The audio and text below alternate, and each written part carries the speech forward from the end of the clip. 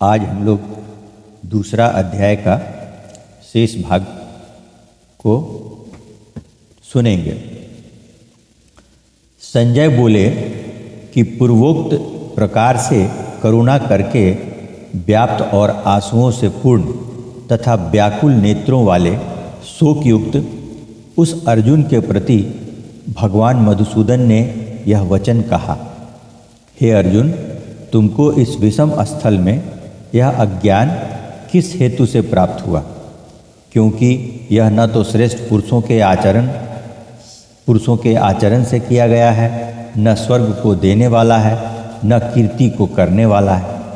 इसलिए हे अर्जुन, नपुंसकता को मत प्राप्त हो, यह तेरे योग्य नहीं है।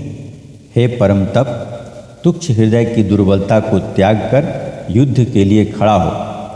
तब अर्जुन बोले कि हे मधुसूदन, मैं रणभूमि में भीष्म पितामह और द्रोणाचार्य के प्रति किस प्रकार वानों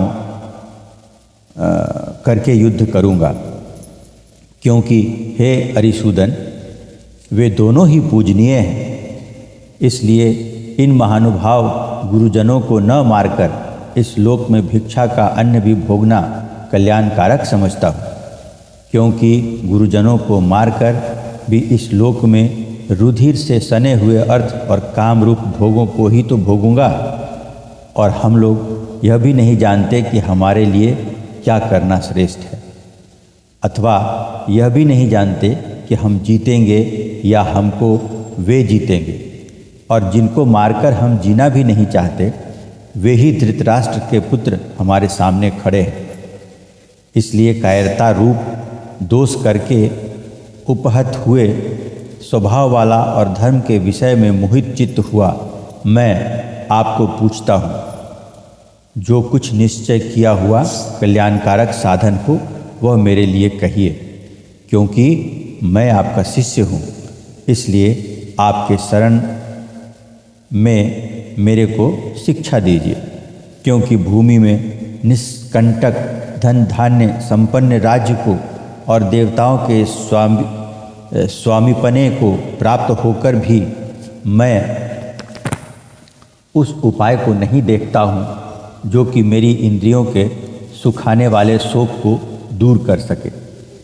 संजय बोले, हे राजन, निद्रा को जीतने वाला अर्जुन अंतर्यामी श्री कृष्ण महाराज के प्रति इस प्रकार कहकर फिर श्री गोविंद भगवान को युद्ध नहीं करूँगा ऐसा स्पष्ट कहकर चुप हो गया।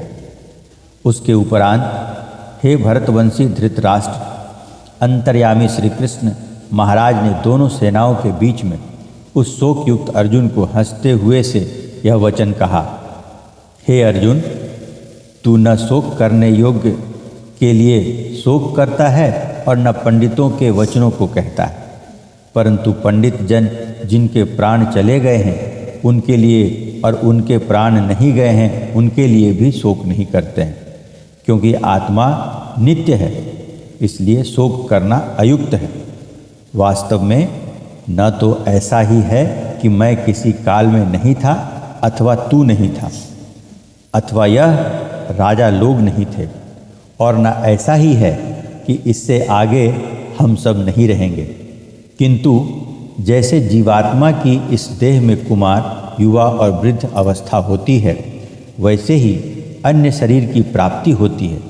इस विषय में धीर पुरुष नहीं मोहित होता है, अर्थात जैसे कुमार, युवा और जरा अवस्था रूप स्थूल शरीर का विकार अज्ञानता से आत्मा में भासता है, वैसे ही एक शरीर से दूसरे शरीर को प्राप्त होना रूप सूक्ष्म शरीर का विकार भी अज्ञान से ही आत्मा में भासता है। इसलिए तत्व को जानने वाला धीर पुरुष इस विषय में नहीं मोहित होता है। हे कुंती पुत्र,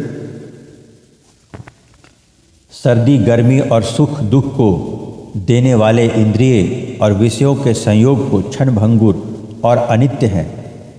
इसलिए हे भरतवंशी अर्जुन, उनको तू सहन कर, क्योंकि हे पुरुषेष्ठ, दुख सुख को समान समझने वाले जिस धीर पुरुष को यह इंद्रियों के विषय व्याकुल नहीं कर सकते, वह मोक्ष के लिए योग्य होता है।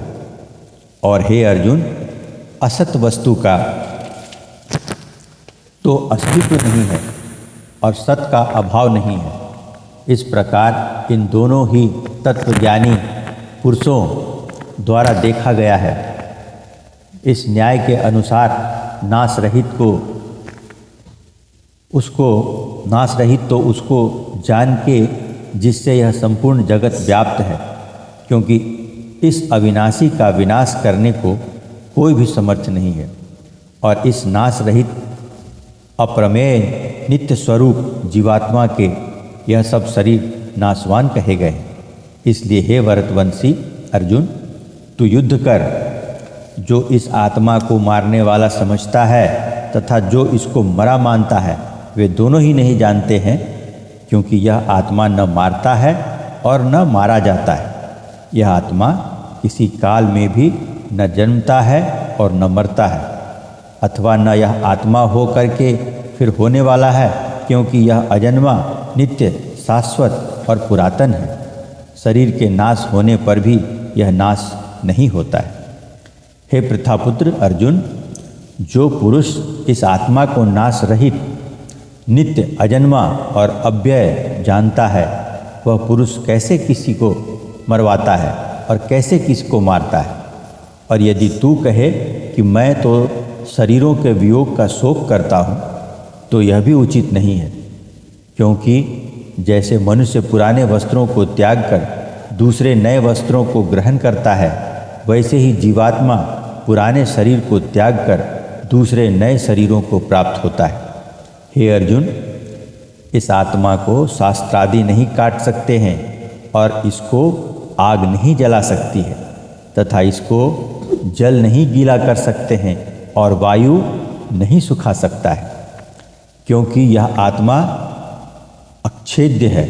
यह आत्मा अदाह्य है, अक्लेद्य है और अशोष्य है। यह आत्मा निसंदेह नित्य, सर्वव्यापक, अचल, स्थिर रहने वाला और सनातन है।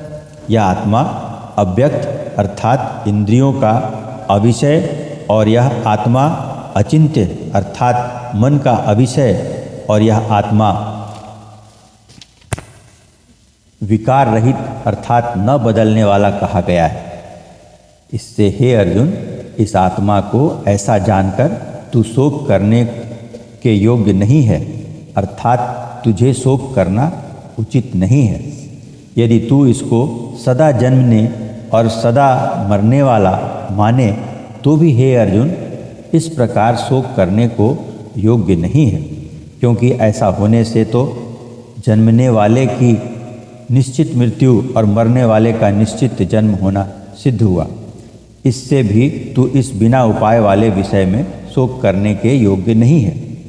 यह भीष्मादि के शरीर मायामय होने से अनित्य हैं, इससे शरीरों के लिए भी शोक करना उचित नहीं है, क्योंकि हे अर्जुन, संपूर्ण प्राणी जन्म से पहले बिना शरीर वाले और मरने के बाद भी बिना शरीर वाले ही हैं। केवल बीच में ही शरीर वाले प्रतीत होते हैं, फिर उस विषय में क्या चिंता है।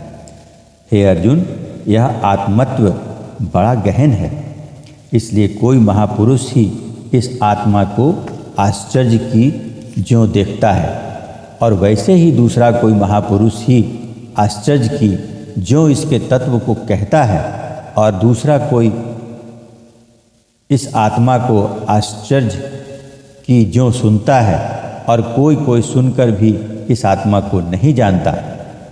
हे अर्जुन, यह आत्मा सबके शरीर में सदा ही अवध्य है, इसलिए संपूर्ण भूत प्राणियों के लिए तू शोक करने के योग्य नहीं है, और अपने धर्म को देखकर भी तू भय करने को योग्य नहीं है, क्योंकि धर्मयुक्त युद्ध से बढ़कर दूसरा कोई कल्याणकारक कर्तव्य क्षत्रिय के लिए नहीं है। हे पार्थ, अपने आप